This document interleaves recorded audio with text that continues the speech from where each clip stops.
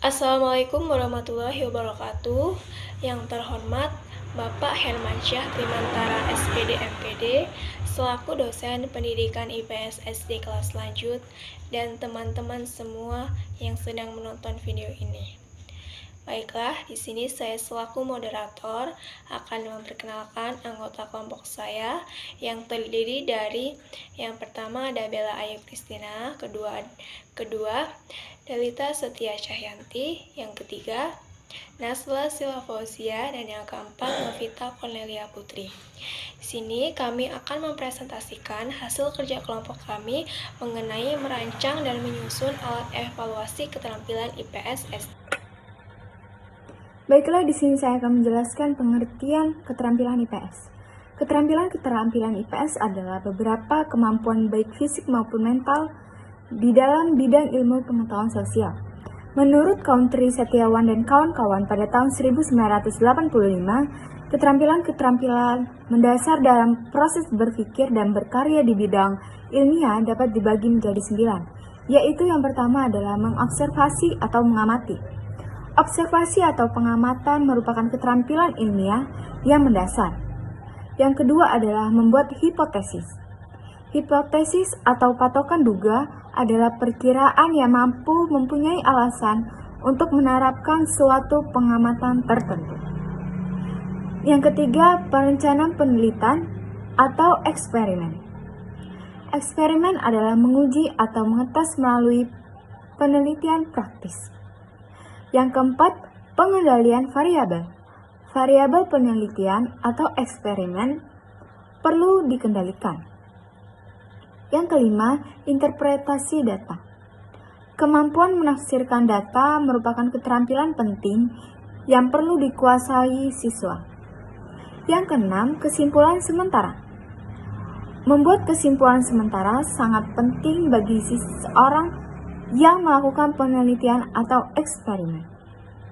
Yang ketujuh, membuat kesimpulan sementara sangat penting bagi seseorang yang melakukan penelitian atau eksperimen. Yang ketujuh, permulaan atau prediksi. Dalam kehidupan sehari-hari, kita sering membuat ramalan berdasarkan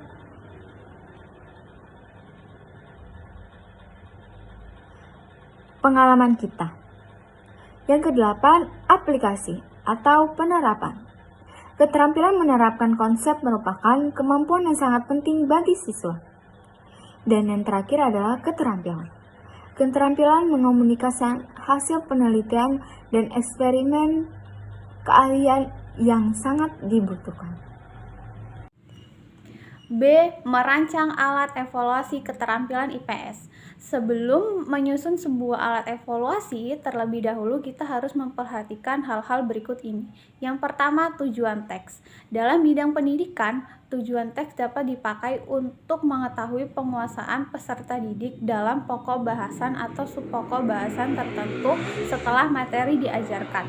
Selain itu, dapat pula untuk mengetahui kesulitan belajar peserta didik atau siswa.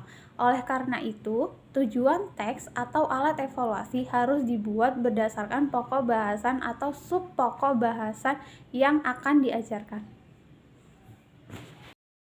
B. Penyusunan kisi-kisi tes.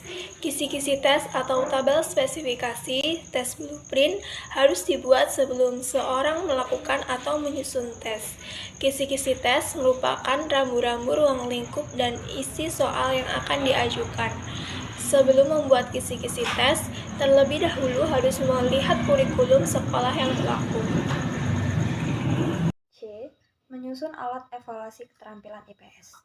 Dalam menyusun alat evaluasi keterampilan IPS, dapat diambil dari materi pelajaran yang telah disajikan pada rancangan evaluasi keterampilan IPS tersebut. Kisi-kisi soal yang dibuat hendaknya dapat mengungkapkan keterampilan seperti yang dijelaskan, yaitu mengamati, membuat hipotesis, merancang penelitian, mengendalikan variabel, menafsirkan data, menyusun kesimpulan sementara, meramaikan, menerapkan, dan menginformasikan. Soal yang dibuat dapat berupa pilihan ganda atau uraian kehendak guru.